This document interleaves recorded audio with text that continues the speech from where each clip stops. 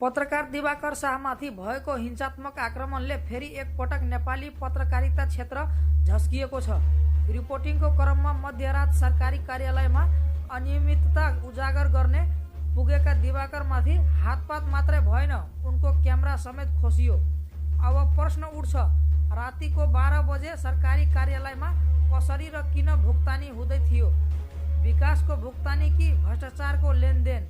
दिवाकर शाहले रिपोर्टिङ मार्फत एक गम्भीर सत्ता संगठन ठेकेदार गठबन्धन भण्डाफोड गर्ने प्रयास गरे थिए, तर उसको साहसलाई सत्ता निकट शक्तिहरूले बल प्रयोग गरेर दबाउने प्रयास गरे।